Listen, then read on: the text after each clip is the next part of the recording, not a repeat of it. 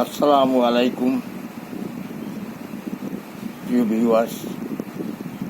আমার আজকের আলোচনা হলো সৃষ্টিকর্তাকে নিয়ে। সৃষ্টিকর্তা মহান আল্লাহ রাব্বুল আলামিন, তিনি সবচেয়ে শক্তিমান, তিনি দয়ালু এবং বিশ্ব ব্রহ্মাণ্ড সৃষ্টিকর্তা। তিনি একক এবং অদ্বিতীয়। যুগে যুগে মানুষ সৃষ্টি করেছে এই ধরনের বুকে। আমাদের আদম আলাইহিস সালাম থেকে আমরা সবাই সৃষ্টি। মানুষের শৃঙ্খলাবোধ জাগরণের জন্য তিনি যুগে যুগে নবী বা রাসূল করেছেন, একথা আমরা সবাই জানি। আমরা পৃথিবীতে যত মানুষ আছি সকলেই আদম সন্তান, একে অপরের ভাই। যদিও বিভিন্ন ধর্মে বিভক্ত, যার যার ধর্ম পালন করছে। আমাদের ধর্ম ইসলাম। ইসলাম মানে শান্তি, শান্তির ধর্ম। আমাদের নবী হলেন বিশ্ব নবী হযরত মুহাম্মদ সাল্লাল্লাহু আলাইহি সাল্লাম। তিনি আখিরি নবী এবং শেষ নবী। কোটি কোটি বছর পূর্বে মানুষ পৃথিবীতে এসেছে। এমনও মানুষ ছিল যে দৈনিক দু একটা উটের গোশ তাদের আহার ছিল। কত বড় মানুষ ছিল। এখন পৃথিবী যখন শেষ হয়ে আসছে আর মানুষও ছোট হয়ে যাচ্ছে, আমাদের এই পৃথিবী একটি ক্ষুদ্র গ্রহ মাত্র। মহান আল্লাহ পাক তিনি সারা ব্রহ্মাণ্ড সৃষ্টি করেছেন। আজকে যা আমরা ক্ষুদ্র ক্ষুদ্র তারকারাজি দেখতে পাই, পৃথিবী থেকে অনেক দূরত্ব অবস্থান আছে বলে তাই আমরা তারকাকে অনেক ক্ষুদ্র আকারে দেখি। কিন্তু এক একটা তারকা পৃথিবীর চেয়ে কোটি কোটি গুণ, লক্ষ কোটি গুণ বড়। যার যার গ্রহ বা যার যার মতো এবং কক্ষপথে ঘুরে বেড়াচ্ছে। হয়তো ওইসব তারকার ভিতরেও এমন কোনো প্রাণী থাকতে পারে যা আমাদের মানুষের চেয়েও জ্ঞানী হতে পারে। আল্লাহ পাক সে রহস্য রেখেছেন, তা আমাদের কখনো জানা। আজকে যারা মানুষ আমরা পৃথিবীতে বসবাস করি, জ্ঞান বিজ্ঞানে এখন পৃথিবী অনেক উন্নত। হয়তো এইরকম উন্নত অনেক আগেও থাকতে পারে, যার নিশ্চিহ্ন হয়ে গেছে। আমরা দেখতে পাই মিশরের পিরামিড, যে বৃহত্তর অনেকগুলো পাথর, বড় বড় পাথর, যা মনে করি মানুষের পক্ষে সম্ভব না অতটুকু উচ্চতায় নিয়ে যাওয়া। তখন কীভাবে আল্লাহ পাক নিয়েছেন তিনিই জানেন। 1 কোটি বছর আগের খবর আমরা হয়তো জানি না। আমাদের যতটুকু কোরআনে বর্ণিত হয়েছে এতটুকুই খবর জানি। এছাড়াও আল্লাহর কাছে অনেক রহস্য রয়ে গেছে। হয়তো এই পৃথিবী আরও কোটি কোটি বছর বেঁচে থাকতে পারে।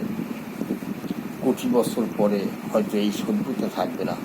এখন যে বর্তমান উন্নত প্রযুক্তি, আমরা মোবাইল দিয়ে সারা বিশ্বকে আমরা মোবাইল হাতের মুঠোয় নিয়ে এসেছি, সব জানতে পারি। রকেট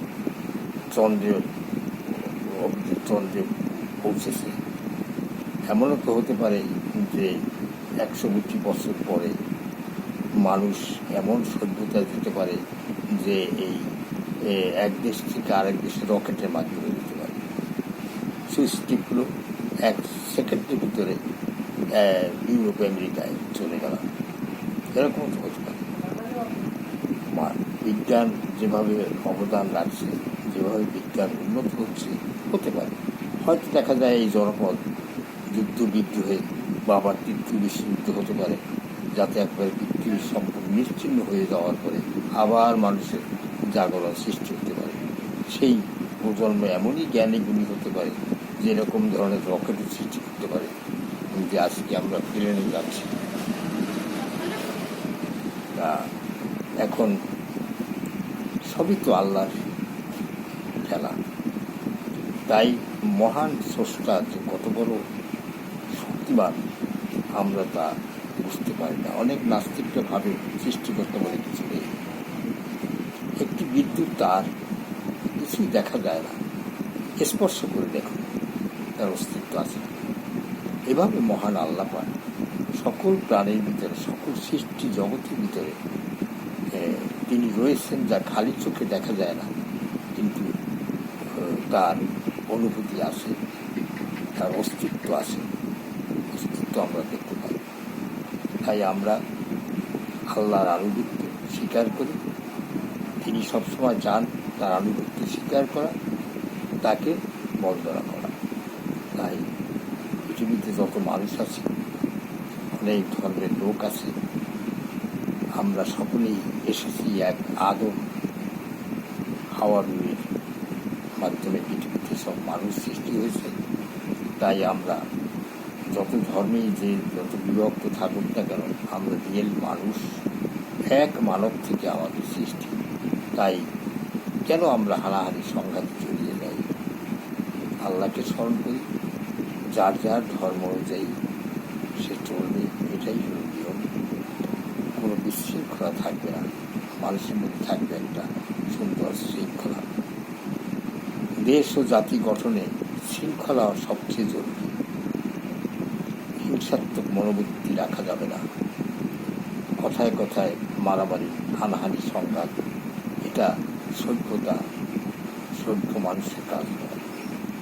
আমরা সভ্যতা ঠিক রাখবো, শৃঙ্খলা ঠিক রাখবো, মানুষের প্রতি মায়া, মমতা, দয়া, দাক্ষিণ্য ঠিক রাখবো। তাহলেই আমাদের এই পৃথিবীতে, আমাদের দেশে নেমে আসবে শান্তি ও নিরাপত্তা। তাই আমি সবাইকে অনুরোধ জানাই যে আল্লাহকে স্মরণ করুন। তার অসীম ক্ষমতা, অসীম শক্তি, তা কখনো অস্বীকার করার কিছু নেই। তিনি সব কিছু দেখেন। যখন মানুষ অন্যায় করতে করতে এমন পর্যায়ে পৌঁছে যায় যার কোনো বিচার হয় না, কিন্তু আল্লাহর পক্ষ থেকে এমনভাবে বিচার নেমে আসে, মানুষটা দেখতে পায়। দুনিয়াতে এবং আখেরাতে আল্লাহ বিচার হবে, এটাই মানতে হবে। সবাই সুস্থ থাকুন, ভালো থাকুন। ধন্যবাদ। আবু